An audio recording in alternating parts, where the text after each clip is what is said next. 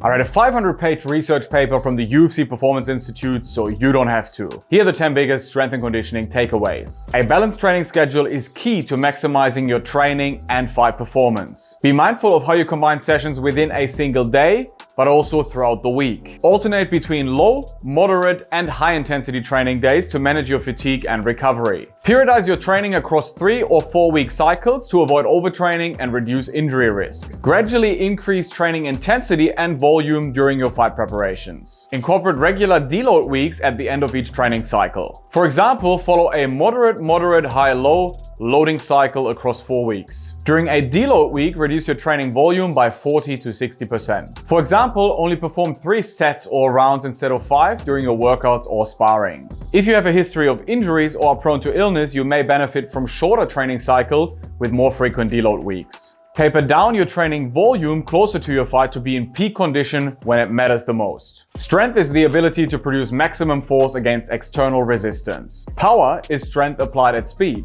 Put simply, slow and heavy compound lifts improve maximum strength. Lighter and more rapid movements improve rate of force development. There's a time and place for both when it comes to improving fight performance. Here are some general guidelines. Focus on traditional strength training out of camp and early into your fight camp. Switch to power training mid-camp. Strength and power mean nothing if you fatigue after just a few punches, kicks, or takedown attempts. Dial in your conditioning so you don't have to chase a quick finish. Combat sports are characterized by repeated high-intensity bouts followed by short recovery periods. These intense bursts rely heavily on anaerobic energy production. The aerobic system supports your recovery between explosive efforts. Build and maintain a strong aerobic base off-camp. This could be through your technical training and zone 2 cardio, but also VO2 max training like 4x4s and repeated sprint intervals. Shift to more sport-specific, high-intensity sessions during your fight camp. These typically simulate the intensity and duration of the fight.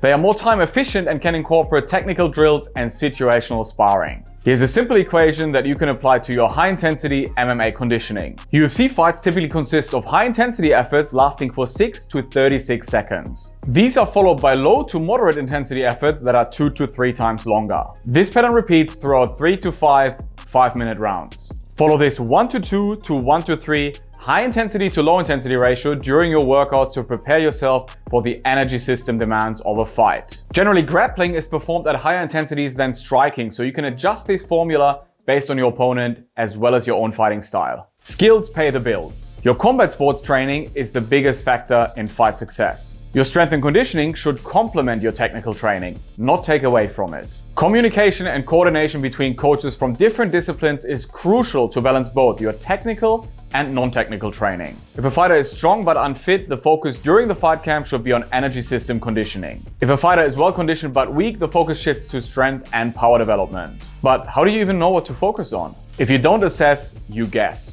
Incorporate regular fitness testing to measure your athletic status quo. This ensures that you're heading in the right direction with your training. It also allows for tailored training adjustments. Fitness tests could include cardio and power assessments on the assault bike, strength tests like a 3RM compound lift, or the counter movement vertical jump for lower body power. VO2 max and heart rate recovery measure your cardiovascular fitness. Central nervous system fatigue could be measured with a grip strength dynamometer. The DEXA scan tracks changes in body composition. When it comes to training adaptations, rest is when the magic happens, so don't neglect it. Effective recovery strategies ensure that you train and fight in peak shape. You can incorporate massage, stretching, breath work, or ice baths. Prioritizing sleep, hydration, and nutrition is non-negotiable. Proper fueling strategies allow for stable energy levels and peak performance during your training. Carbs are your #1 energy source for combat sports, so watch this video next for the ultimate carbohydrate guide for fighters. You will also find a ton of in-depth videos on all the other discussed topics on my YouTube channel. The link to the full UFC paper is in the video description. Like, comment, and subscribe if this was helpful. As always,